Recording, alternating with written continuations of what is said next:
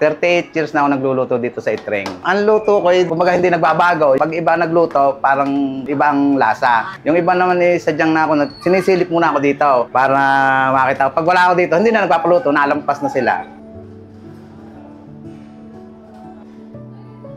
Itreng Special Lomi dito sa palengke ng Lipa.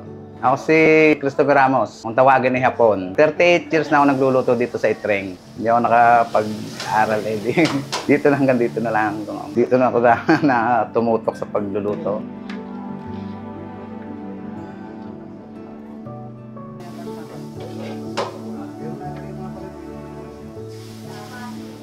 Sa kanilang mga lumi, maraming nilalagay kung ano-ano, mga pampasarap. Sa akin wala kang nilalagay na bitchin at saka kaunting suka lang. Pati bitchin kaunting suka, yun lang, wala nang iba.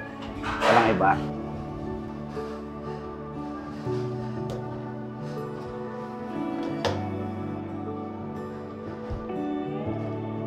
Ano ba kayo tinawag na Hapon dyan? Dati ako'y mataba na punggo ako. Tapos ganyan ang mata ko dati, singkit. Yung kaya tinawag ako ng Hapon. Hanggang sa hinapon ako ng hinapon.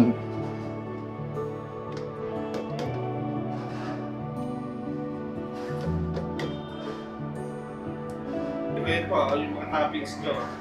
Yung mga ganyan, mga bula-bula kikiam lang. Mga bula-bula kikiam, ulam atay. May pandagdag din kami, di additional. Ano po mas masarap na lomi? Yung dati ba kung simple lang o yung may marami ng toppings? Parang yung simple lang. Kasi simple, ang iba'y hanap yung mura, medyo mura medyo kuhan. Siyempre pag kayo nagdagdag ng mga toppings, mahiging 100, kumbaga, sa halip na 55 lang, yung 100.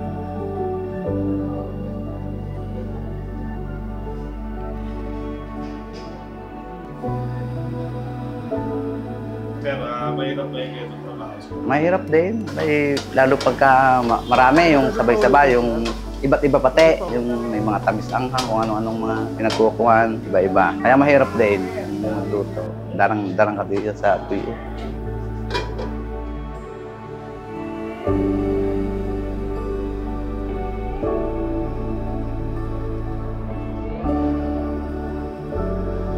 Ako si Hapon, inimbitahan ko kayong kumain dito sa Itreng Lumian sa palengke.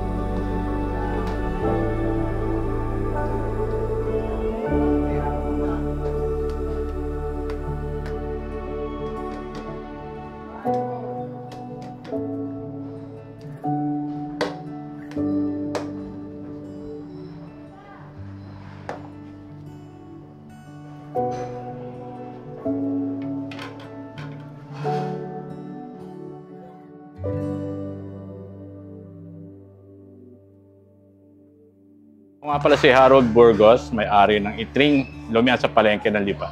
Bali ito ay family business, namana ko lang to. Bali mga na 1980s, mga 78 to 80s. Tagal na ito, mga 40 plus. Sino pong nag-start nito sa Mother ko yung Itreng, Demetri siya.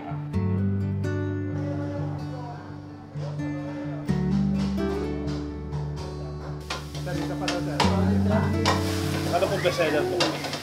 Lomi pa rin. Bali, nadagdag lang yung mga black gisado, may tamis anghang, tsaka yung mga chicken lomi. Kasi yung mga lomi lang, nung una, ano lang yan, ang toppings lang yan, yung kikiam, bola-bola, ulam atay. Yun lang, napadagdag lang yung mga chicken lechon.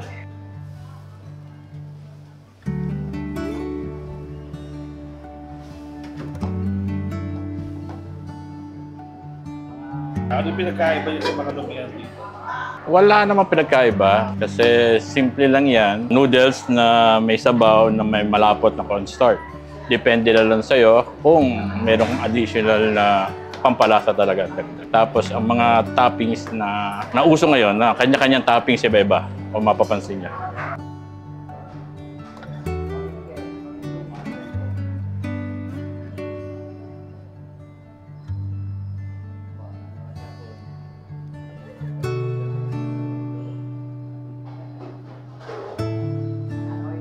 Ang pinaka-technique talaga, gagawa ka ng sarili mong timpla. Yung may sibuyas, na may toyo, kalamansi, may sili, at saka pwede mo lagyan siya ng extra bawang. Ayun ang uso dito kasi sa Lipa. Hindi ka makakakain ng lomi kung wala kang timpla.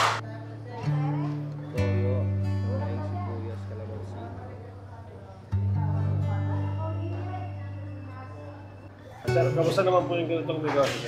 Okay naman. Ang tagal namin itong negosyo. Medyo ngayon lang, medyo maraming kalaban. May kanya-kanya na eh. May mga kanya-kanyang toppings. Yung ang sabi ko sa'yo, na bago. Merong lechon, merong mga overload, may mga chicken.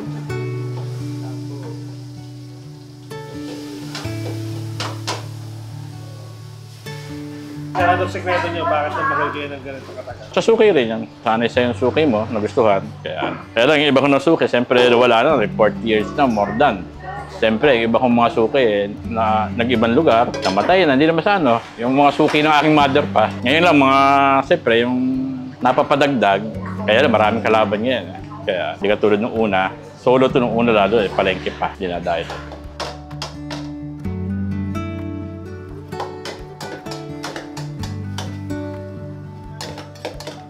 Papasalamat ako sa mga naging customer ko, mga suki dito sa Itring, Lumian, sa palengke ng Lipa. Kung gusto nyo naman, dayuhin ito, madali naman itong makita. Punta lang kayo sa palengke ng Lipa, dito sa Lipa City. At hanapin nyo lang Itring, Lumian sa palengke.